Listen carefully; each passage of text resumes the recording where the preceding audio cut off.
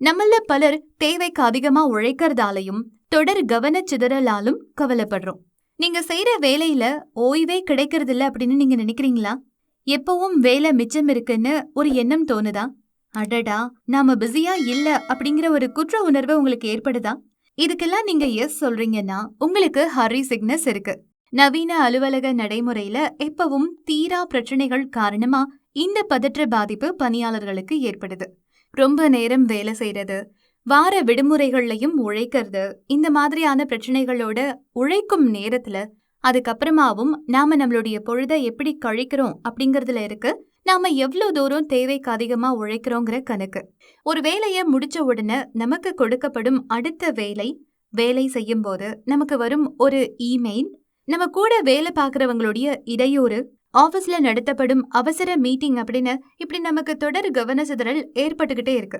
இதனால சுமார் 60% பணியாளர்கள் அவங்க செய்யற வேலையில 13.5 மணி நேரம் வார நாட்கள்ல தினமும் செலவிடுறதா, வார இறுதியில 5 மணி நேரம் செலவிடுறதாகவும் சொல்லப்படுது. அதாவது ஒரு வாரத்துக்கு 70 மணி நேரம் உழைக்க வேண்டியிருக்கு. அப்போ நாம களைப்படையதானே செய்வோம். நாம் செய்யும் பணியில் சில சின்ன சின்ன மாற்றங்களை ஏற்படுத்தினால் நாம் வேலை செய்யும் இடத்தில் ஆற்றல் அதிகரிக்கும். தேவைக்கு அதிகமா வேலை செஞ்சு கூட வேலை செய்யறவங்களோட டச்லயே இருந்து தொடர் கவனச்சிதறலுக்கு ஆளாகி நாம களைப்படைகிறோம். இதுல இருந்து மீண்டு நமக்கு நாமளே புத்துணர்ச்சி ஏற்படுத்திக்கிறது எப்படி?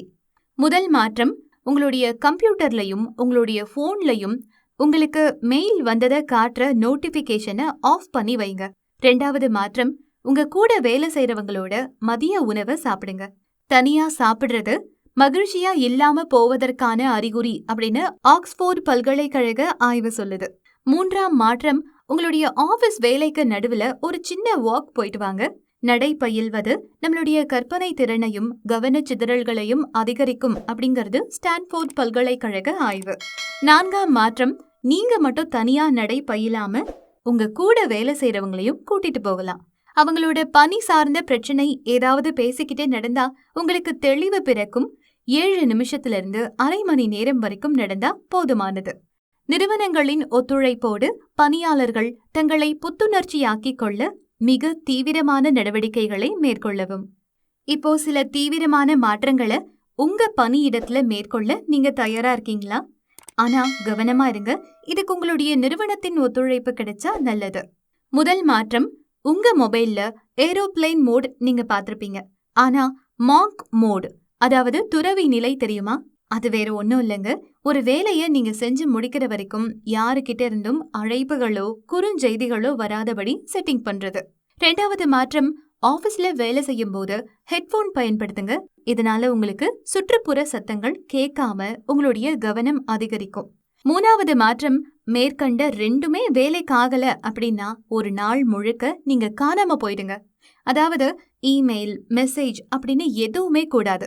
உங்க கூட வேலை பார்க்கறவங்களோட இதை முன்கூட்டியே நீங்க சொல்லிட்டீங்கன்னா உங்கள 2 பேரும் இப்படி மாறி மாறி வேலை நேரத்துல காணாம போய் வேலைய சீக்கிரமா முடிக்க முடியும்.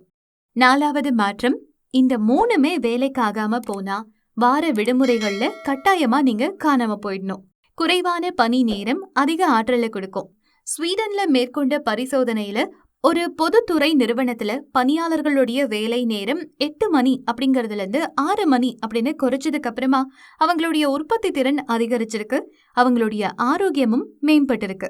நமது பணி சூழலில் சின்ன சின்ன மாற்றங்களை மேற்கொள்வதன் மூலம் நம் உடன் பணிபுரிபவர்களுடனான உறவு மேம்படும். நீங்க பணி செய்யும் இடத்துல ஆயிரக்கணக்கான பேர் சூழ்ந்திருந்தாலும் நீங்க தனித்து விடப்பட்டதை போல உணர்றீங்களா? கவலைப்படாதீங்க, இது இயல்பான ஒண்ணுதான்.